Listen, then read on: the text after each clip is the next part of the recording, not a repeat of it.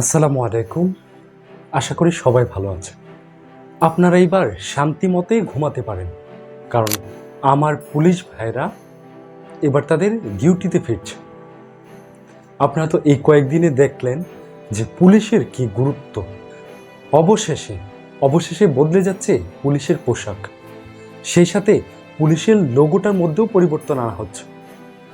কারণ পুলিশ যেই 11 দফা দাবি দিয়ে বিগত এক সপ্তাহের কর্মবিরতি চলছিল, ওইটাতে 11 দফার মধ্যে একটা দাবি ছিল এবং প্রধান দাবি ছিল যেই পোশাকটা দিয়ে আমাদের এই পুলিশ কলঙ্কিত হয়েছে, ওই পোশাকটা আর তারা পরতে চায় না।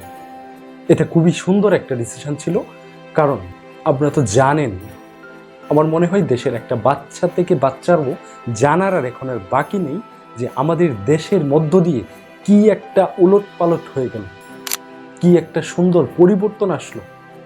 আর সেটাও আমাদের এই প্রজন্মের তরুণদের হাতের দ্বারা, ছাত্র জনতার ঐক্য জোটে একটা আন্দোলনের মাধ্যমে বাংলাদেশ দ্বিতীয়বার স্বাধীন হলো।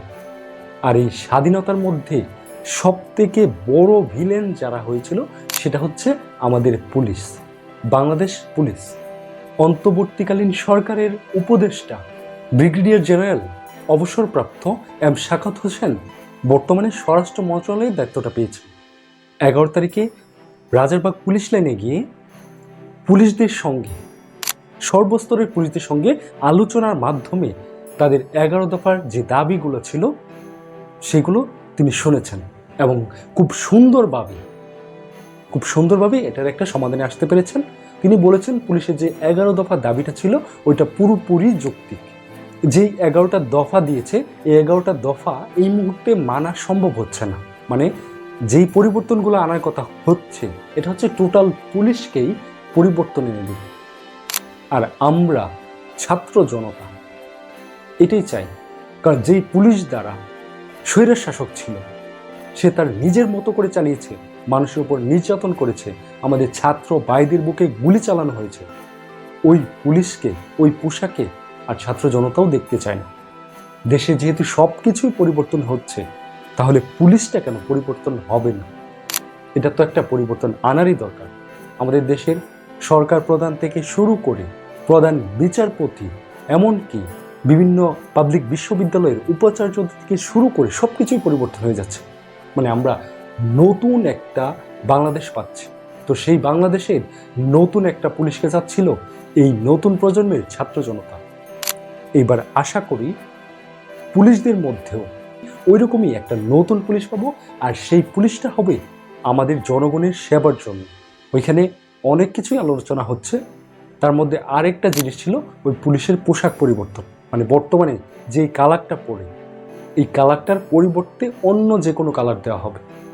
নতুন পুলিশের নতুন উদ্যোগে, নতুন একটা কর্মস্পৃহায়, নতুন পোশাকে সব কিছুই নতুনভাবে আসবে। পুলিশের যে আমাদের কতটুকু দরকার, পুলিশ যে কতটা গুরুত্বপূর্ণ, পুলিশ যে কতটা আমাদের সাথে থেকে কাজ করে, জনগণের সাথে, জনগণের কতটা প্রয়োজন, এটা আমরা বিগত একটা সপ্তাহতেই বুঝতে পেরেছি।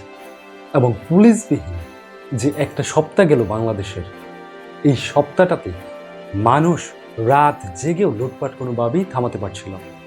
এই পুলিশ জনগণের প্রতি নির্বিচার চালিয়েছে, এটা যেমন সত্য, তেমনি এই পুলিশ আমাদের দেশের বিভিন্ন সময়, দুর্যোগপূর্ণ সময়ে আমাদের সাথেও ছিল, এটাও সত্য। আমি রিসেন্ট পাস্ট একটা সবথেকে বড় ট্র্যাজেডির কথা বলি, সেটা হচ্ছে আমাদের করোনা মহামারীর সময়। করোনা মহামারীর সময় পুলিশ এমনভাবে কাজ করেছে যেখানে কেউ যদি মারা যায়, সেখানে তার সন্তান, তার পরিবাররা তার লাশটা নিতে অস্বীকার করেছে, দাফন কাফন করতে চাইছিল না। ওই সময় পুলিশ কিন্তু ওই দায়িত্বটা নিয়ে তারা ওই লাশটাকে দাফন কাফন জানাজা পর্যন্ত করিয়েছে। কিন্তু এই পুলিশ আওয়ামী লীগের ছত্র ছায়ায় কলঙ্কিত হয়েছে। তবে একটা জিনিস আপনাকে মানতে হবে, যে কোনো জিনিসের সব কিছুই খারাপ হয় না। যেমন এই পুলিশের মধ্যে যেমন দুর্নীতিগ্রস্ত আওয়ামী ফেসিবাদী যেমন পুলিশ ছিল, ঠিক একইভাবেই আমাদের এখানে কিন্তু ভালো পুলিশও ছিল। এমন অনেক ঘটনা রয়েছে। তাই বলে আমি বলছি না যে এইবারে আন্দোলনে সাধারণ পুলিশ যারা ছিল, কনস্টেবল, তারা ছাত্রদের বুকে গুলি চালায়নি। তারা অবশ্যই গুলি চালিয়েছে, আমাদের অনেক ছাত্র ভাই জনতা মারা গিয়েছে, এটাও সত্য। ঠিক একইভাবে পুলিশও কিন্তু মারা গিয়েছে। আজকের এই বিবৃতিতে জানা গেছে 42 জন পুলিশ মারা গেছে, আর তার মধ্যে কিন্তু মাত্র 2 জন ছিল সম্ভবত এসআই, আর বাকি সবাই কনস্টেবল। তাহলে আপনি চিন্তা করুন, এই পুলিশের এই অবস্থার জন্য কিন্তু মূলত দায়ী তাদের ঊর্ধ্বতন কর্মকর্তাদের। এখানে যারা ছোট লেভেলের থাকে, কনস্টেবল লেভেলের থাকে, এসআই লেভেলের থাকে, ওরা কিন্তু হুকুমের গোলাম ছিল। একটা সিস্টেম এমনভাবে করাপ্টেড হয়ে গিয়েছিল যেটাতে তারা যেইভাবেই হুকুম করতো ওইভাবেই কাজ করতে হতো। কারণ একটা দল যখন 15 বছর ক্ষমতায় থাকে, তখন এই দলের একটা একক আধিপত্য তৈরি হয়, তাদের একটা সেনাপতি তৈরি হয়। তখন তাদের সেনাপতি, তাদের দলপ্রধান যেভাবে নির্দেশ করে ওইভাবেই তাদের চলতে হয়, এটা মানতে হয়, কিছু করার নেই। ওরা তো হুকুমের গোলাম ছিল।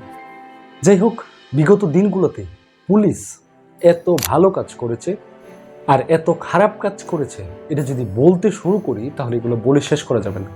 অবশেষে অশেষ শুকরিয়া যে পুলিশ ভাইরা অবশেষে তাদের কর্মক্ষেত্রে ফিরছে। পুলিশবিহীন আমরা বিগত কয়েকটা দিন তো দেখলামই। এই পুলিশকে আপনারা ছেড়ে দেন ভাই। যেই কয়েকজন পুলিশকে মারা হয়েছে, আমি এই ভিডিওগুলো দেখেছি, এত নির্মমভাবে মারা হয়েছে, এর থেকে আর নির্মম কিছু হতে পারে না ভাই।